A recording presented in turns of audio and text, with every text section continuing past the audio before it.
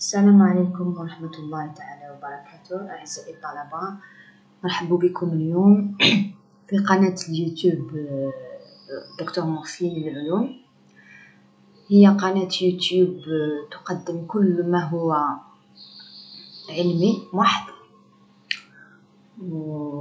Si vous remarquez un logo juste à côté, donc le logo il est concernant, il est lié à la chaîne تاعي. إن شاء الله ربي قدرنا باش نقدمو ما هو أحسن للعلم، خاصة للطالب باش يمكن له أنه يفهم الدروس ديالو. على بركة الله اليوم نبداو أول حصة في الشان اليوتيوب دكتور مرسي للعلوم، وهي متعلق بموديول سي موديول دو باز دي فوندامونتال. هو موديول تاع لا سيتولوجي ou bien ce qu'on appelle biologie cellulaire وعلم الخلية. وهذا موديول en commun pour les sciences médicales العلوم الطبية، pour les vétérinaires علوم البيطرة، Cure-dents donc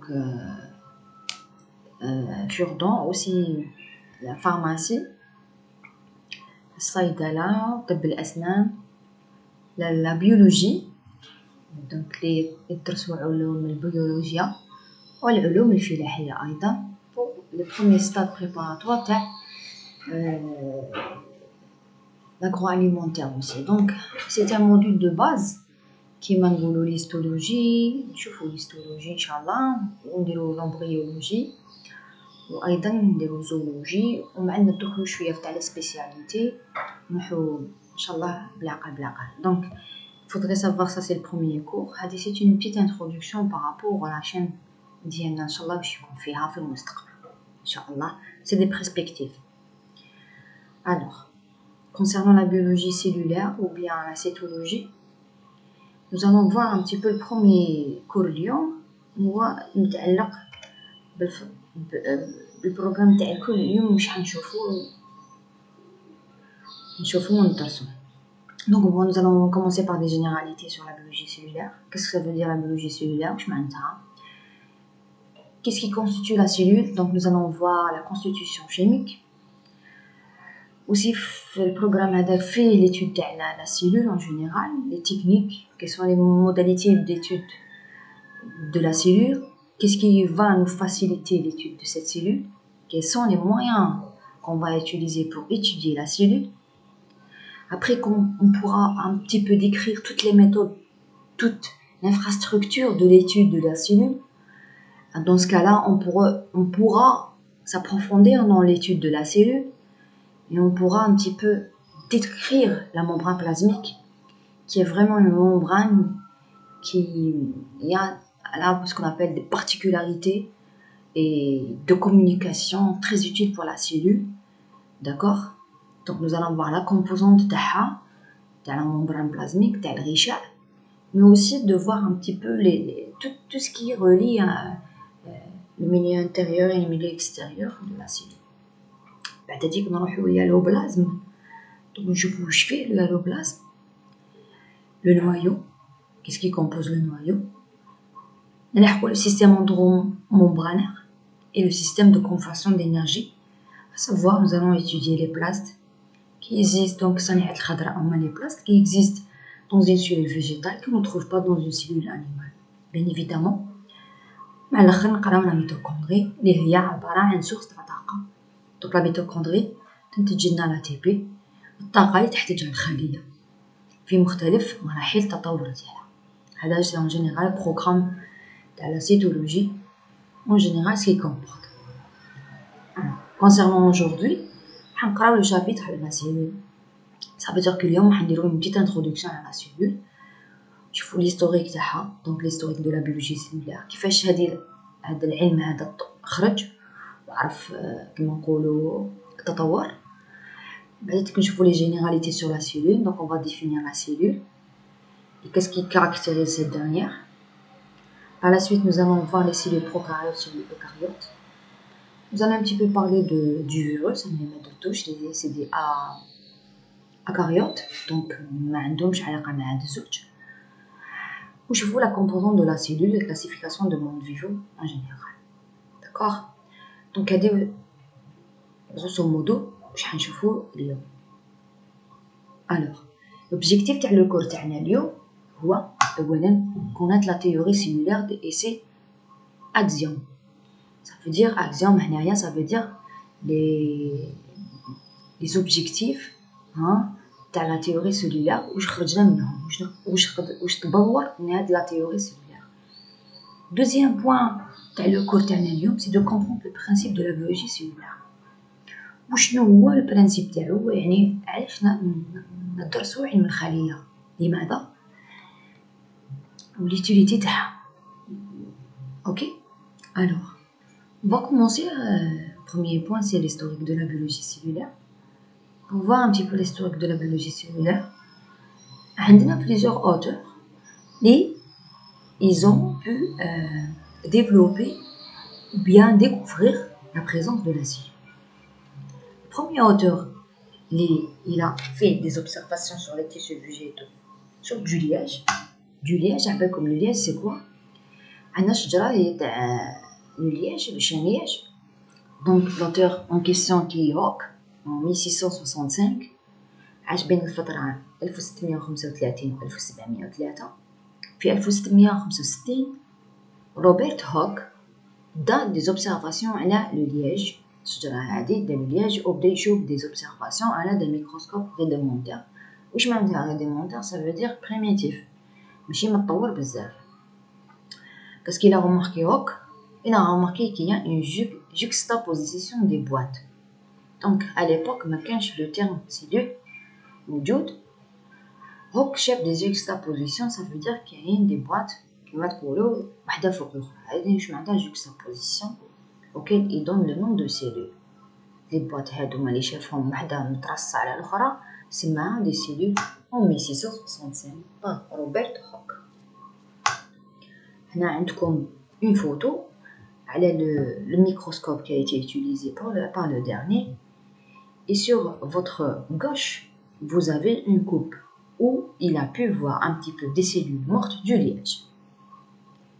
Par la suite, il y a un autre chercheur qui s'appelle Lewin Hank en 1677. Donc, il a vécu entre 1632 et 1723. L'auteur en question, il a fait en place le premier microscope. Donc, il y a le microscope d'échoué par rapport à celui qui a été utilisé par Hooke. Le grossissement a augmenté, donc lors de 200 fois. Ok, on a على واش معناتها 200 fois, etc. Par la suite, on les méthodes techniques de la cellule. Il fait de nombreuses observations, donc des observations, on peut يشوف et décrire l'organisme unicellulaire que maintenant on les appelle les protozoaires. Donc, قدر يشوف un organisme وحدي الخلية نسموه دوكاتيك un protozoaire. هنايا il a eu une amélioration تاع الميكروسكوب اللي يقدر يفوضو باش يشوف هادوما الحيوانات وحدية الخلية. بعد ذلك جا شانون en 1839. Shannon en 1839, il a découvert les plantes et les animaux sont tous faits de cellules. Donc Shannon, Hooke, chef des juxtapositions, des boîtes juxtaposées, ou c'est même des cellules. Shannon, qu'est-ce qu'il a fait? Il a encore fait ce qu'on appelle des observations sur un végétal, mais aussi sur des animaux, où il a constitué les deux, ils sont constitués de cellules ou bien des juxtapositions de boîtes qui a été découvert par Hooke. Donc là, il y a une confirmation, il y a une amélioration par rapport aux animaux qui ont été rajoutés aux plantes. Donc il a conclu que la cellule est l'unité commune de structure et de développement, ce qui fonde la théorie cellulaire. À partir de là, on parle d'une théorie cellulaire et donne son nom aux cellules de Shannon. Donc Shannon, si on peut résumer un petit peu l'historique, Hooke, il a découvert les cellules. Shannon, il a augmenté, donc il a confirmé mais aussi il a découvert que la cellule est l'unité fondamentale, donc structure de développement qu'on trouve bien aussi dans les plantes, mais chez les animaux. Et il donna son nom aux cellules de Shannon. Theodore Shannon, Louis Pasteur, en 1858, refute la génération spontanée, croyance selon laquelle les formes de vie peuvent apparaître spontanément. Ok, donc à partir de là, on peut parler de la théorie cellulaire. Où je m'entends la théorie cellulaire. La théorie cellulaire, elle va nous faire ressortir les éléments importants, ok, de base de la cytologie. Nous allons commencer par la première théorie. La théorie donc cellulaire commence par Martin Jacob Sheldon, qui était un zoologiste. يدرس علم الحيوان zoo animalogiste étude, et Theodore Shannon, qui était un botaniste, donc qui étudie le monde ou bien le règne végétal. Les observations sur un matériel vivant que Sheldon 1810 et 1832, qui était un zoologiste, et Theodore Shannon, botaniste en 1804-1881, vont énoncer pour la première fois le terme de cellule vivante. Ces observations vont les conduire à émettre ce premier accent de la théorie cellulaire. Tous les organes sont faits de petites unités de cellules. Les deux auteurs en question se sont mis d'accord qu'il y a des cellules vivantes. Et là, on peut déduire que tous les organes sont faits de petites unités cellulaires, ce qui fait ressortir la première théorie cellulaire. En 1858, Verschoor, un médecin allemand, suggère que toutes les cellules proviennent d'une autre cellule. Omnis cellula ex cellula. Ça, c'est du latin, d'accord? C'est le second exemple de la théorie cellulaire qui énonce le principe de la division cellulaire. Ça veut dire qu'une cellule se régénère à partir d'une autre cellule. Et là, on vise un petit peu au principe de la division cellulaire. Les trois grands aspects de la théorie cellulaire font ressortir que la cellule est la plus petite entité vivante. Tout être vivant est composé de cellules. Toute cellule provient d'une autre cellule. Omnis cellula ex cellula. C'est les trois points de la théorie cellulaire. Ça veut dire الخلية هي أصغر entité, أصغر شيء حي.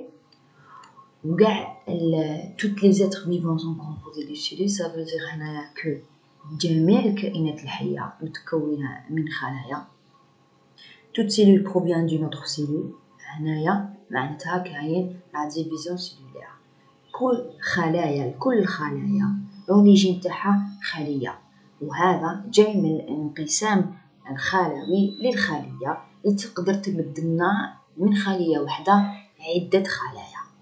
ومن عدة خلايا هنا نقدروا نتكلموا على لي تيسيو. دونك لي تيسيو هما الأنسجة، والأنسجة بعدها مجموع الأنسجة يمدوا لنا ان اورغان، دونك يعطينا عضو. هذا شيء ما نقدرش نحطوه de côté. Les autres exemples de la théorie cellulaire sont les suivants. Ok, donc là, nous allons un petit peu parler du détail. La cellule est une unité vivante et l'unité de base du vivant, c'est-à-dire qu'une cellule est une entité autonome, capable de réaliser un certain nombre de fonctions nécessaires et suffisantes à sa vie. Il y a l'individualité cellulaire grâce à la membrane plasmique qui règle les échanges entre les cellules et son environnement. La cellule renferme sous forme d'ADN l'information nécessaire à son fonctionnement et à sa reproduction. L'ADN peut être sous forme libre, prokaryote, ou stocké dans une structure particulière, les chromosomes, réunis dans un noyau eucaryote. أعزائي الطلبة، أنا حابة نقول لكم بلي لي مون سيونتيفيك هادوما لازم تعرفوهم، خاصة أنكم في السنة الأولى. Donc c'est très important de les garder, de les comprendre. La prochaine fois, je vais faire un petit peu rajouter les mots en anglais. Comme ça, vous allez améliorer aussi vos connaissances en anglais. On ne sait jamais. D'accord? Alors, on revient à l'explication du texte que je viens de lire maintenant. لازم تعرفوا بلي خلية هي الكائن الحي بلا l'unité. Donc هي l'unité vivante حية.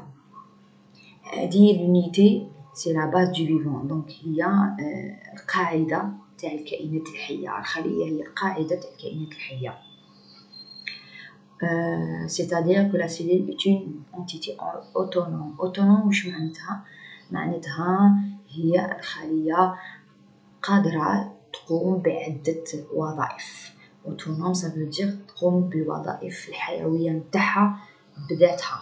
ما كانش حاجة دونك هي تستعمل tout ce qui est dans l'environnement نتاعها باش تقدر تعيش.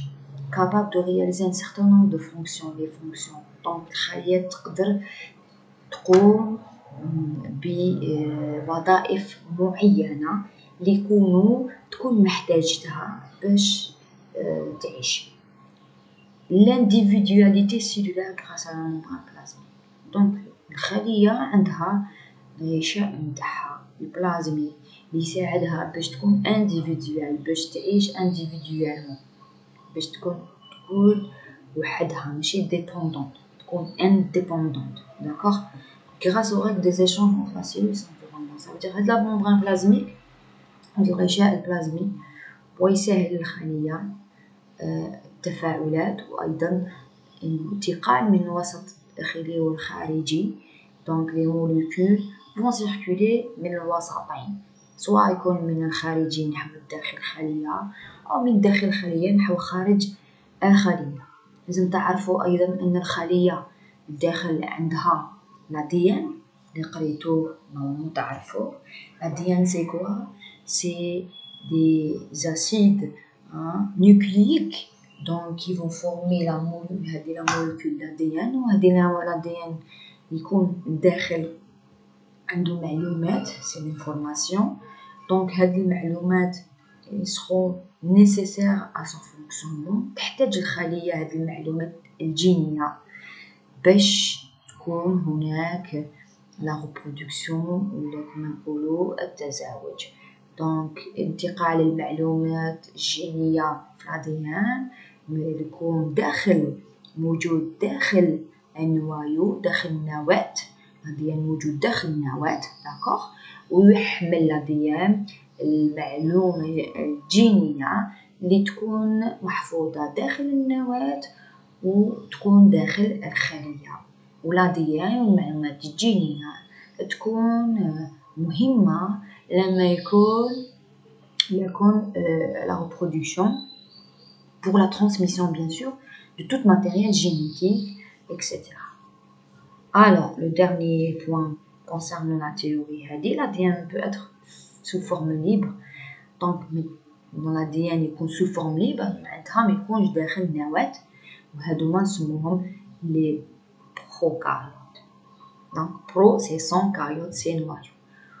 ولا يكون داخل نواة نعرفهم بلي E ça veut dire vrai caryote noyau. c'est des vrais noyaux. donc كاين الغشاء تاع النواة يكون موجود وداخله يكون l'ADN. هادو سي لي eucaryotes. كي ميكونش الغشاء absence تاعو سي دي prokaryotes. donc l'ADN يكون libre ولا يكون stocké dans une structure particulière. donc يكون dans une structure ماشي غشاء نواة ونواة مكتملة. واش حبيت نقول؟ En résumé, la cellule représente l'unité structurale fonctionnelle commune à l'organisation de tous les êtres vivants. Comme dit François Jacob, avec la cellule, la biologie a trouvé son atome. La cellule est aussi la plus petite portion de matériel vivant qui puisse vivre isolée et qui puisse se reproduire. Elle synthétise l'ensemble de ses constituants en utilisant les éléments du milieu. معناتها الخلية هي أصغر unité fonctionnelle نلقاوها في جميع الكائنات الحية. والخلية هي أيضا أصغر شيء في المادة الحية تقدر تعيش نقولوا وحدها ايزولي وتقدر تعاود اشغل برودوي تعاود كيفاش نقولوا اشغل برودوي وتقدر الخلية انها دير سانتيز تاع لي كونستيتيون تاعها هذا باستعمال بيان سور tous les éléments du milieu اللي يكونوا كيما قلنا قبيله باش تقدر تضمن الحياة ديالها. نحكوا لا ديفينيسيون دو لا بيولوجي سيلولير واليوم نحبسو هنايا بإذن الله. Donc de la théorie cellulaire est née la biologie cellulaire, discipline de la biologie étudiant les cellules et leurs organettes, les processus vitaux qui se déroulent ainsi que les mécanismes permettant leur survie, comme reproduction, métabolisme, hémostasie, nugiothérapie, communication, sans oublier la caractéristique principale de la cellule vivante, à savoir la mort, qui peut être programmée génétiquement, apoptose, ou être le résultat d'une agression nécrose. De ce qu'on vient de lire, on peut déduire que la théorie cellulaire خرجت عن البيولوجيا cellulaire. Donc, علم الخلية, ou bien ce qu'on appelle donc biologie cellulaire. C'est une discipline de la biologie. Donc, la biologie cellulaire داخلة في علم البيولوجيا. الهدف تاعها هو دراسة الخلية و ما الخلية ou tout ce qui constitue la cellule en question. Donc, نقراو كاع واش كاين داخل الخلية. les processus vitaux. Donc واش دير الخلية وشنو العمل تاعها وثاني نهضروا على لي ميكانيزم تاع الخلية permettant leur survie. D'accord? Comme les métabolismes, la communication, la reproduction, etc. Sans oublier la caractérisation principale de la cellule vivante, à savoir la mort qui peut être programmée génétiquement, bien les nécroses. هذا grosso modo واش نقدروا نهضروا على la définition وعلى le premier cours de la biologie cellulaire. Donc ce sera un cours introductif qui va vous présenter la science en question et vous apporter plusieurs informations concernant la biologie cellulaire. أعزائي الطلبة إن شاء الله يكون هذا الدرس الأول فاتكم. نتمنى أن يكون تفاعل وسمحوا لي شويه على العربيه خاص عندي بزاف ما قريت بالعربيه donc les mots des fois m'échappent. Inch'Allah, on va s'améliorer dans le sens de mettre un petit peu de l'anglais à l'intérieur de notre cours pour qu'il puisse être visionné par plusieurs catégories et pour apporter plus de vocabulaire scientifique anglais pour nos chers étudiants. Dans le plaisir de vous revoir et de vous lire. N'oubliez pas de mettre un j'aime, un commentaire et un share, s'il vous plaît. Abonnez-vous à notre chaîne, que vous puissiez avoir toujours le nouveau et nous suivre, bien évidemment. Bon courage et au revoir.